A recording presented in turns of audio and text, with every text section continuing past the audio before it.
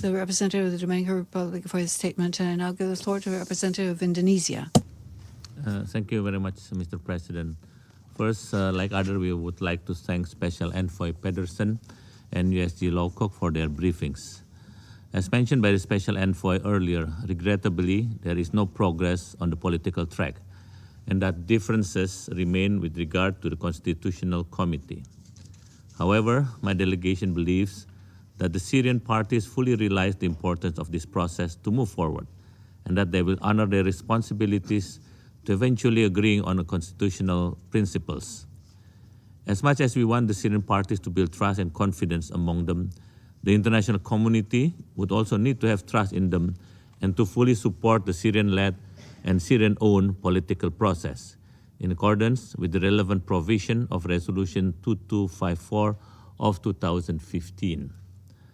Mr. President, the situation in northwest Syria is extremely disturbing.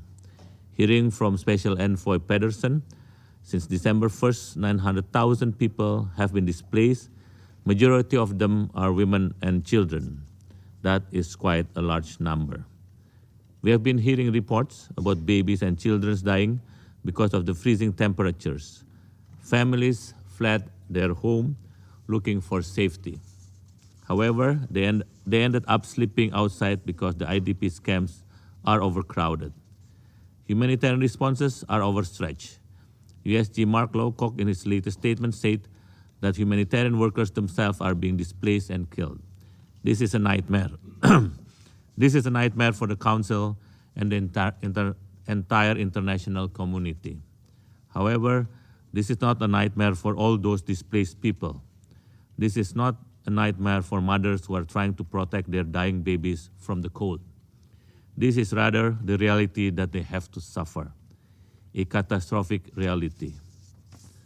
Mr. President, Indonesia wishes to emphasize 3 points. First, the need for an immediate de-escalation.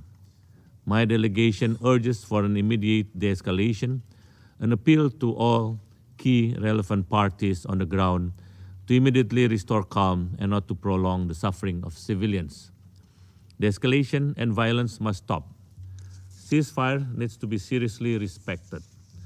All parties involved in this conflict must adhere to their obligation on protecting civilians as well as public infrastructures under international humanitarian law. As mentioned by Geyer, the principle of proportionality should always be respected. All parties must respect international law and UNSC resolution. Second, the creation of an enabling environment for dialogue. The establishment of a positive environment on the ground is key to advance the work of the Constitutional Committee or to allow any constitutional reform in Syria.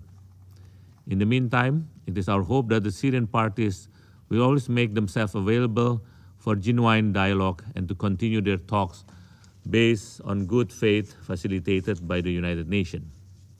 Third, the importance of avoiding any provocative rhetoric or actions.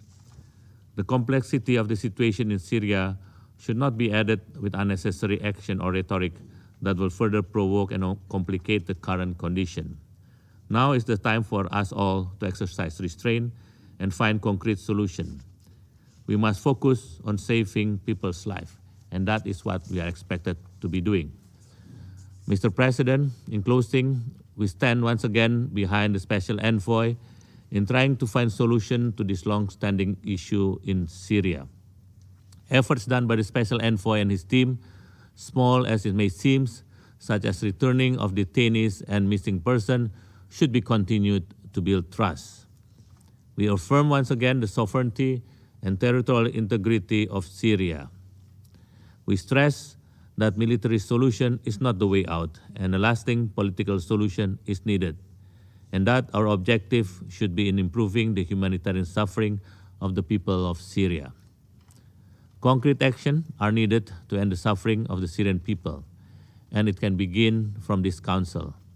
Let us be united in saving people's lives. And like Mark mentioned just now, people are watching us all. Thank you, Mr. President. I thank the representative of Indonesia for his statement, and then I'll give